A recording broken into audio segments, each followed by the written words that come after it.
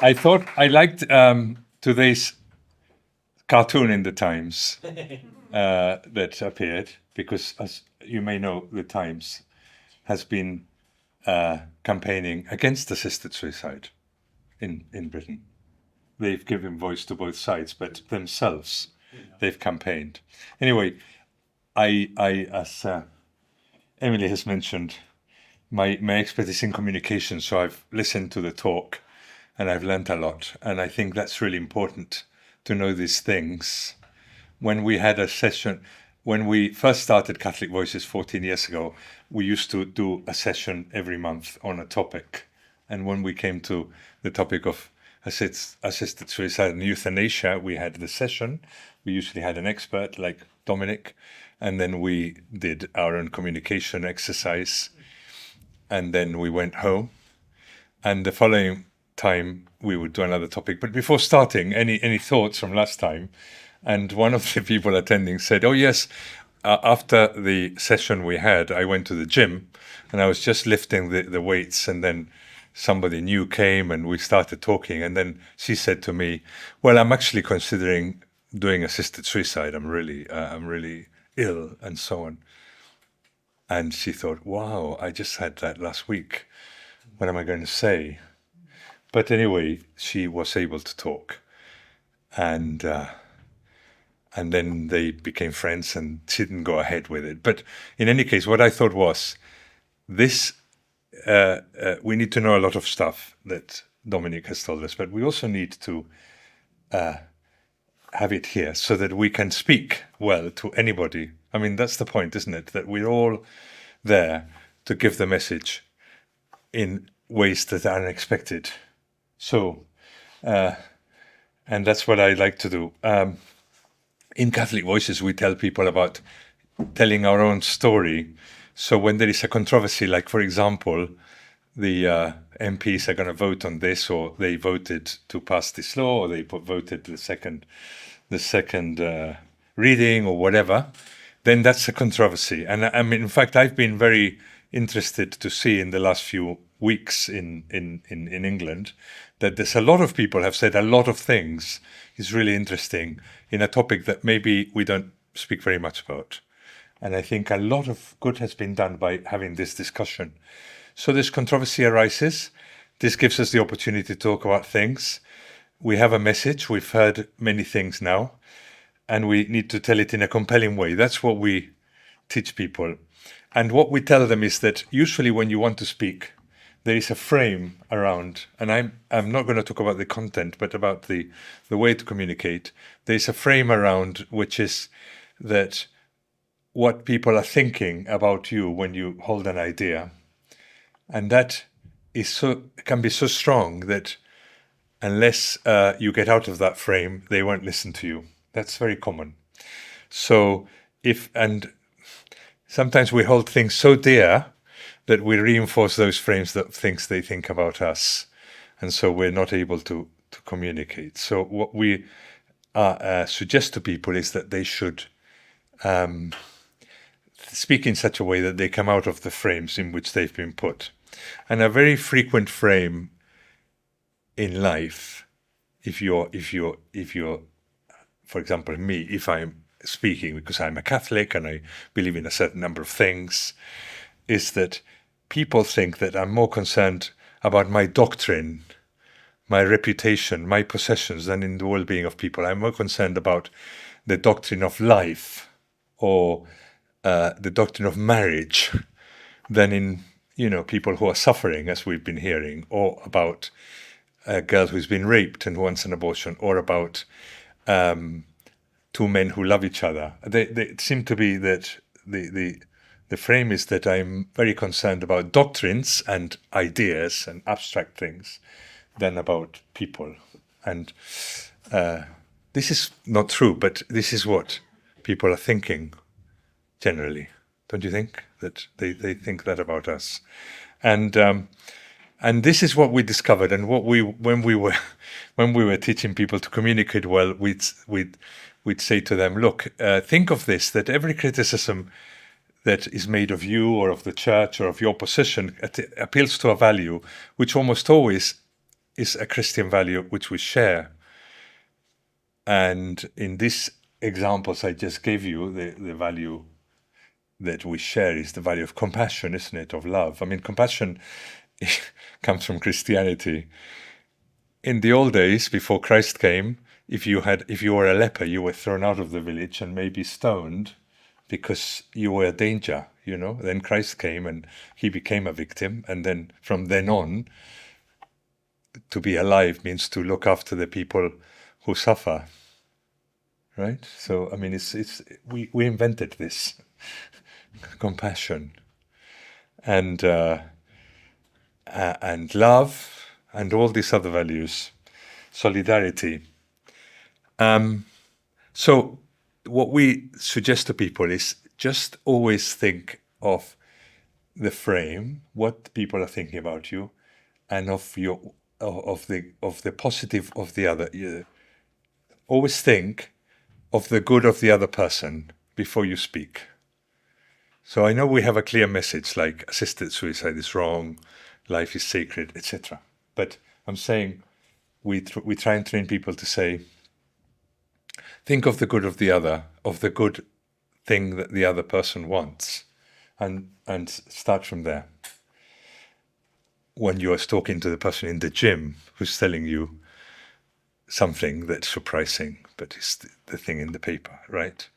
So we suggested to people to take these three simple steps whenever they wanted to talk about a topic, which was think of the frame. What do they think of me?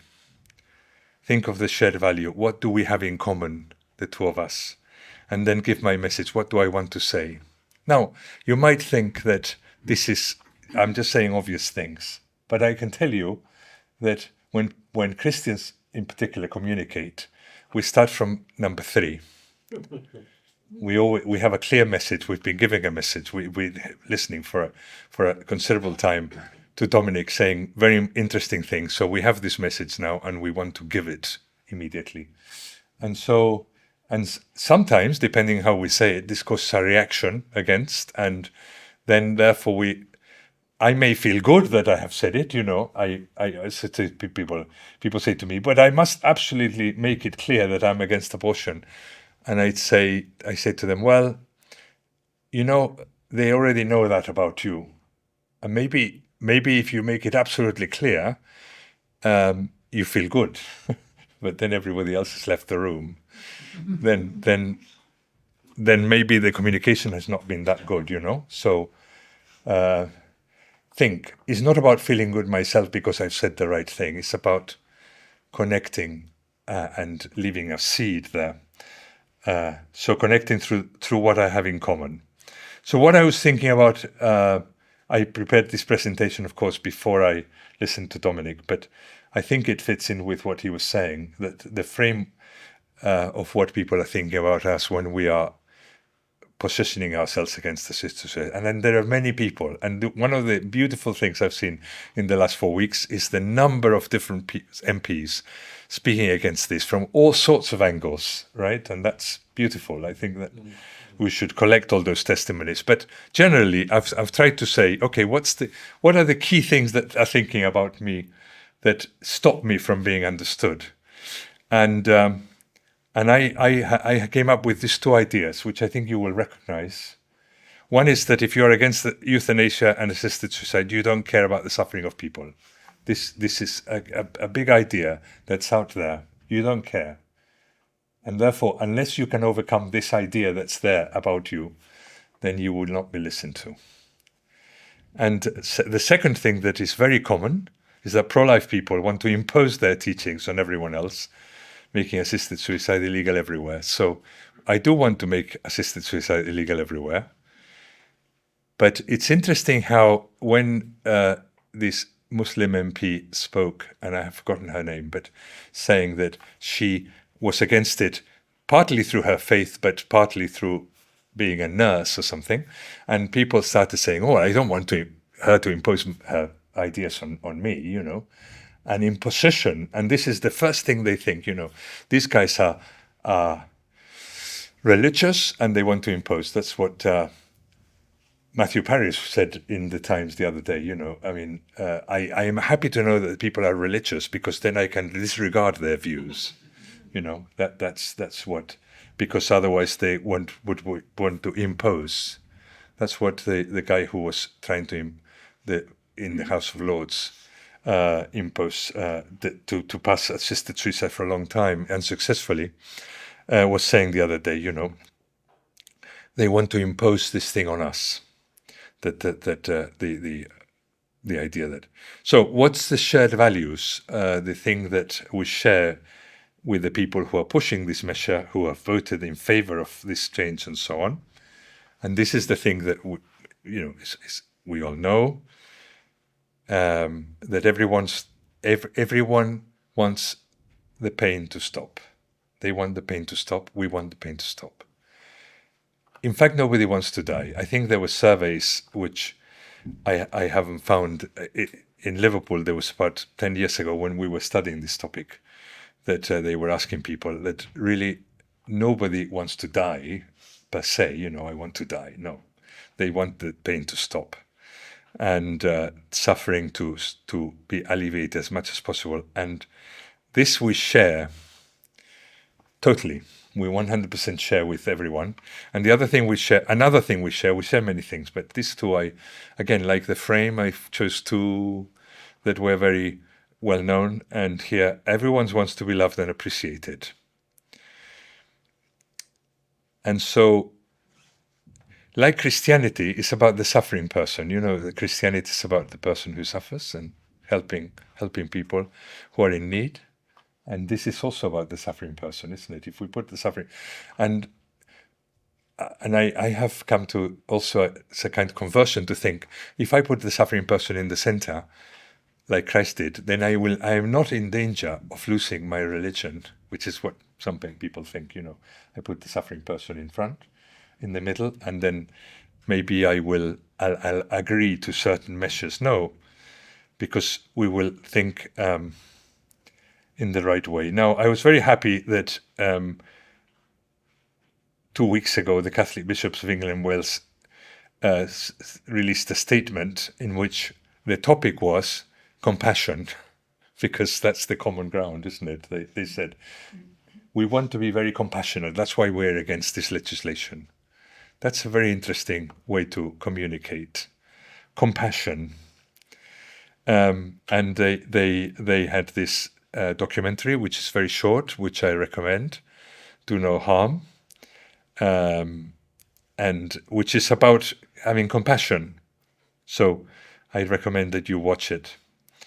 Also from the Pope, this quote, "And sons and daughters of God, we are called to communicate with everyone without exception, and the Church's words and actions are meant to convey mercy to touch people's hearts." This is a saying that we took on as our project motto for the project that I founded all those years ago. Now, also in communication, as a sort of interlude, there was this film about, I don't know if any of you saw it, but it was proposing assisted suicide. It was a man in Spain. It's about a man in Spain who actually went through with it, and it was Javier Bardem was the main actor, who's a very good actor. And so it's 20 years ago, but they were fighting and so on. It had a lot of following, this film. But I just wanted to tell you that this is a real story, and he did go ahead with it. And it showed a man who had motor neuron disease, I think, as we were being told, but was completely paralyzed. And what was also shown in the film, but people don't know, is this priest, who is an Opus Dei priest, who died in 2020, who had the same disease as the man who killed himself, went to see him to try to convince him not to do it. And but he couldn't get to see him because he lived in the first floor and there was no lift and there were stairs, and he got all the way to the house and then he couldn't go up the stairs to see him. But I thought, what an example of somebody who couldn't move, but he went to try and save the man because he had compassion in him. And then in the same line, working together with other to build a better world, even though we disagree on many things with people, because we're thinking about the common ground and so on. This is also something we recommend in communication. So, as I said before, we have heard very many people saying lots of things. For example, this man, Kevin Yule, who's an atheist, and he has the movement, and he's been talking all the time for the last 4 weeks, all the time, against assisted suicide. No, he's coming at it from the humanist perspective, and he has set his arguments, which are not the same as ours, but with which we share. So it's really interesting to know he's there, and that we share many things, right? So it's not a religious argument. Also, this article I found extremely interesting. There's No Dignity in Assisted Dying by Kathleen Stock. Kathleen Stock, you may know, is a lesbian who was hounded out because she said at her university, where she's a professor of philosophy, that sex was real, and then she was hounded out. But she has her own things that she's fighting. But anyway, she wrote this long article on October the 12th, a few weeks ago, which is extremely interesting to know, because it's saying the same thing. Politicians are full of bogus compassion. If you really have compassion, you should not pass this legislation. So we're all now converging into the same thing. So the way that I mentioned the Times because this is, I'm just going to put 3 headlines here. One from October, the middle of October. The Times View, this is Pandora's box. The Times View last week was, this is a botched bill. And the Times View yesterday was that this in haste. They did give space to people of different kinds, but the Times View was, this isn't right. So in fact, we have a lot of allies. And I think what that does to me as a communicator is that it gives me confidence, I am speaking and I can be confident in my message, because not only am I looking for the common ground with the other side who are saying the opposite to me, but actually there are many other people saying the same thing for different reasons. I like this Giles Fraser comment from yesterday. I want to be a burden on my family when I die, and I want them to be a burden on me. It's for love. I don't know if you heard that, but it's a beautiful saying. Giles Fraser used to be the dean of St. Paul's Cathedral. And so it's interesting, because this is really what our common humanity, isn't it? It's called love, to be a burden on each other. So there are many messages, and I just copied here a few that we already heard from Dominic, but which I considered when we were preparing this talk to the people I was training about focusing on the suffering person, when I'm speaking, and how the messages that we've been hearing work very well when you really focus on the suffering person and on the person that is next to us, and we all focus on that. Those of us who are against this legislation and those who are in favor, and we can have this conversation. I was happy that the Pope, who's obviously very much against this kind of legislation, had all sorts of practical suggestions, one of which was to have the World Day for Grandparents and the Elderly, right? Because he thought it was a good thing to think more about the elderly and to put them in touch with the young people and so on. And so he's thinking in the same way, isn't it, to put the things together, that the common ground. And to finish, I really liked this editorial from 1 month ago from the tablet. I made a file of it. Thou shalt not kill. Very nice. It's very good, very good. So I'm going to send it to Emily, and then she can send it to anybody who's interested. But I recommend it, reading it. I sent it to all my friends. In the way it put the thing, very much seeking the common ground and giving you the right way to look at the, not the right way, but a very helpful way to look at the topic.